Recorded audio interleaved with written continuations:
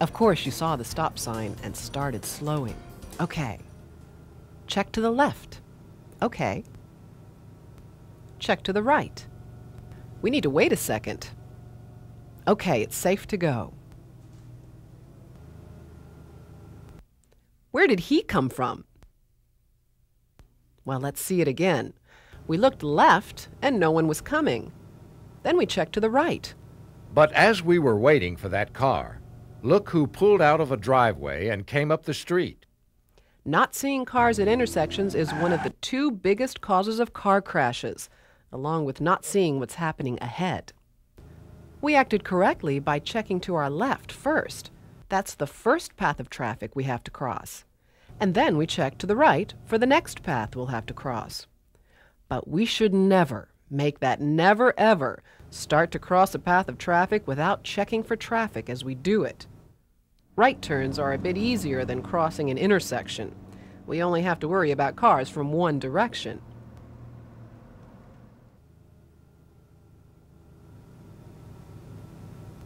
This time we can go.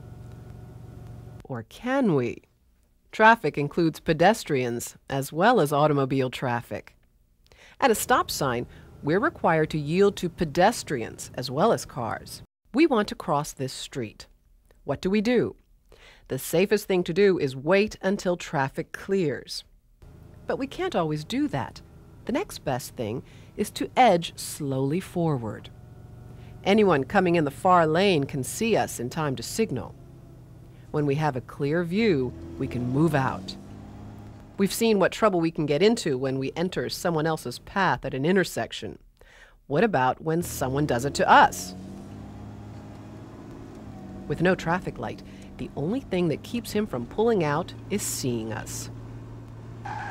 By keeping a sharp eye out, we could see that he wasn't even looking our way. Same thing here. With that driver looking to his left, we couldn't count on his seeing us. Any place with a lot of pedestrian traffic bears watching. The same is true where there are kids. It's worth taking a quick look any place someone may enter our path, even when the other driver has a red light. Close to 50,000 people are hurt each year when someone runs a red light. This driver did a good job in looking down the road and recognizing that the car ahead would have to stop. But he goofed by not looking to his right before starting a lane change. If he had been using his mirrors, he'd have seen that car start its own lane change and start passing us. It's a good idea to check our mirrors frequently to know what's happening behind us. Sometimes it will alert us to people we'd just as soon not be there. Or people that may be hard to see after they've come alongside us. Keeping an eye on developments behind us is a way of avoiding surprises. Another time that we need to check behind us is when we slow down suddenly. We can see that car slowing, but the driver behind may not be able to. Or he may be momentarily distracted and not notice what's happening ahead. We're planning to turn into a driveway up ahead, but the driver behind us might think that our signal means that we'll turn at the intersection beyond and not expect us to slow suddenly.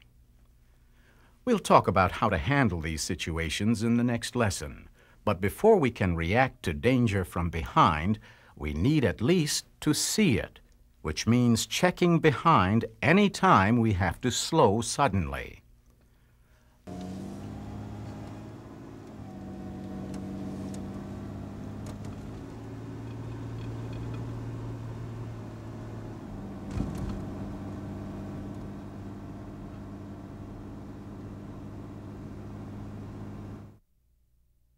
What do we do next?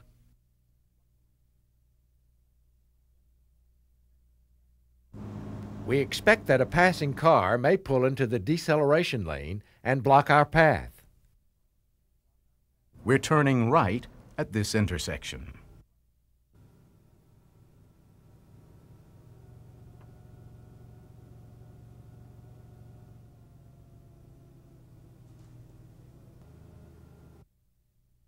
When can we start the turn?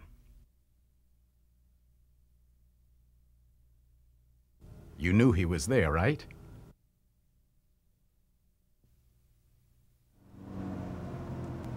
We've seen how important it is to look ahead, to the side, and behind.